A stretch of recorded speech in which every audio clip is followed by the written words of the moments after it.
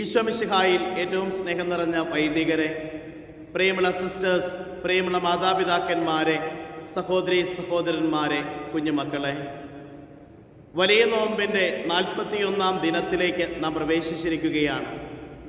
ഇന്ന് നമ്മുടെ വിചിന്തനത്തിനായിട്ട് നൽകിയിരിക്കുന്ന തിരുവചന ഭാഗം വിശുദ്ധ യോഹന്നാന്റെ സുവിശേഷം 12-ാം അധ്യായം 1 മുതൽ 8 വരെയുള്ള വചനഭാഗമാണ്. ഇവിടെ നാം കണ്ടുമുട്ടുകയാണ് ഈശോനാഥൻ്റെ പാദത്തിങ്കൽ നാറുദീൻ തൈലം പൂശി പ്രാർത്ഥിക്കുന്ന ഒരു വ്യക്തി. ഒരിക്കൽ ഒരു അമ്പെയ്ത്ത് വിദ്വാൻ ഒരു സ്ഥലത്ത് ചെന്ന് കഴിഞ്ഞപ്പോൾ അമ്പെയ്ത്തിന് പരിശീലനം നൽകാനായി അദ്ദേഹം എത്തിയ സ്ഥലത്ത് എല്ലാ വൃത്തത്തിൻ്റെയും നടുവിൽ സെൻറ്റർ ഭാഗത്തായിട്ട് അമ്പുകൾ എഴുതു വെച്ചിരിക്കുന്നതായി കണ്ടു. ഇത് കണ്ടപ്പോൾ ആ പരിശീലകന് ഒത്തിരി സന്തോഷം തോന്നി. അതോടൊപ്പം തന്നെ ഇതാരാണ് ചെയ്തത് എന്ന് അറിയുവാനുള്ള ആഗ്രഹം. അദ്ദേഹം അന്വേഷിച്ചു. ഇത് ചെയ്ത വ്യക്തിയുടെ ഭവനത്തിലേക്ക് ഈ പരിശീലകൻ ചെന്ന് അദ്ദേഹത്തെ ഒത്തിരി അഭിനന്ദിച്ചു. അതിനുശേഷം ഈ പരിശീലകൻ ചോദിച്ചു, ഒരിടത്തും തെറ്റുകൂടാതെ ഇപ്രകാരം ചെയ്യാനായിട്ട് താങ്കൾക്ക് എങ്ങനെ സാധ്യമായി? ഒരു നീണ്ട നിശബ്ദതയ്ക്ക് ശേഷം ഈ മനുഷ്യൻ പറഞ്ഞു, ഞാൻ ആദ്യം അമ്പെയ്യും, അതിനു ശേഷം അതിൻ്റെ ചുറ്റും വൃത്തം വരയ്ക്കും. പ്രിയമുള്ളവരെ, നമ്മുടെയൊക്കെ ജീവിതത്തിൽ പലപ്പോഴും നമ്മൾ ചിന്തിച്ചു നോക്കണം, ചെയ്യേണ്ടതും കഠിനാധ്വാനം ചെയ്യേണ്ടതുമായ മേഖലയിൽ കഠിനാധ്വാനം ചെയ്യാതെ എളുപ്പ വഴികളിലൂടെ കാര്യങ്ങൾ സാധിക്കുവാനായിട്ട് പരിശ്രമിക്കുന്ന വ്യക്തികളായിട്ട് നാം മാറുന്നുണ്ടോ? There is no substitute for hard work. കഠിനാധ്വാനത്തിന് പകരം വയ്ക്കാനായിട്ട് ഒന്നില്ല ഈ ലോകത്ത്. അമ്പെയ്ത്ത് വിദ്വാൻ തല കുനിച്ചുകൊണ്ട് ആ വ്യക്തിയുടെ അടുക്കൽ നിന്ന് തിരിച്ചുപോയി. കാരണം അദ്ദേഹം പറ്റിക്കപ്പെട്ടു. പ്രിയമുള്ളവരെ, ഇന്നത്തെ തിരുവചനത്തിലേക്ക് നോക്കുമ്പോൾ നമ്മൾ കണ്ടുമുട്ടുകയാണ് മരിച്ചവരിൽ നിന്ന് ഈശോനാഥൻ ഉയർപ്പിച്ച ലാസർ താമസിച്ചിരുന്ന ബഥാനിയായിലേക്ക് പെസഹായ്ക്ക് 6 ദിവസം മുമ്പ് യേശു വന്നു.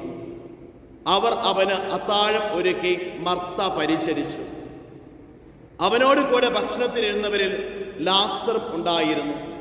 മറിയം വിലയേറിയതും സുഗന്ധവുമായ ഒരു കുപ്പി നാറുദീൻ തൈലമെടുത്ത് യേശുവിൻ്റെ പാദങ്ങളിൽ പൂശുകയും തൻ്റെ തലമുടി കൊണ്ട് അവൻ്റെ പാദങ്ങൾ തുടയ്ക്കുകയും ചെയ്തു.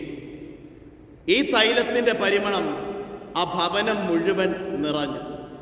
എല്ലാവരും അതിൻ്റെ സുഗന്ധം ആസ്വദിച്ചപ്പോൾ ഒറ്റുകാരനായ യുദാസ് ആ തൈലം വിറ്റ് കിട്ടുന്ന പണം ദരിദ്രർക്ക് കൊടുക്കാമെന്നുള്ളതാണ് അവൻ കണ്ടത്. പലപ്പോഴും നമ്മുടെയൊക്കെ ജീവിതത്തിലും നാം ചിന്തിച്ചു നോക്കണം, ഒത്തിരി ആളുകൾ നന്മ കാണുമ്പോൾ ആ നന്മയിലെ തിന്മ കാണാനായിട്ട് ഞാൻ പരിശ്രമിക്കാറുണ്ട്. അതോടൊപ്പം തന്നെ നാം ഓരോരുത്തരും ചിന്തിച്ചു നോക്കണം, നന്മ മറ്റൊരാൾ ചെയ്യുമ്പോൾ അസൂയപ്പെടുന്ന മനോഭാവം എനിക്കുണ്ടോ?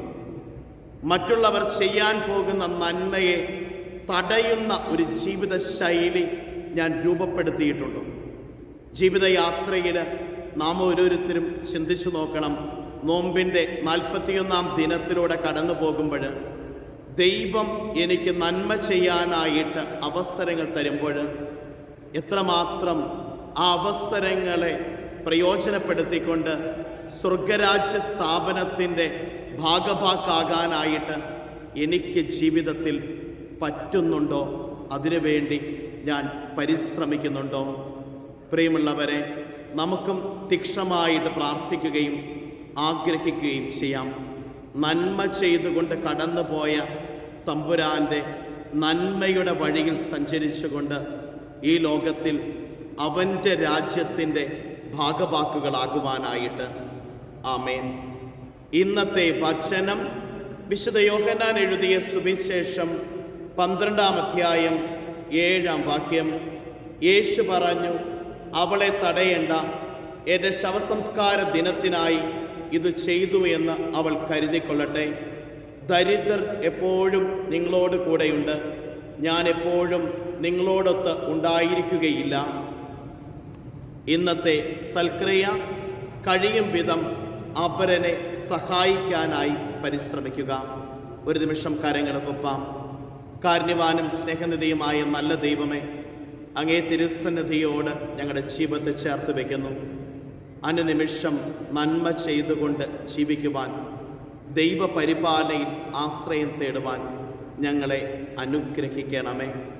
നമ്മുടെ കർത്താവ് ഈശോ മിശിഹായുടെ കൃപയും പിതാവായ ദൈവത്തിൻ്റെ സ്നേഹവും പരിശുദ്ധാത്മാവിൻ്റെ സഹവാസവും വിശുദ്ധ കുരിശിൻ്റെ സംരക്ഷണവും നാം എല്ലാവരോടും കൂടെ ഉണ്ടായിരിക്കട്ടെ, ഇപ്പോഴും എപ്പോഴും എന്നേക്കും. ആമേൻ. നല്ലൊരു ദിവസം എല്ലാവർക്കും ആശംസിക്കുന്നു.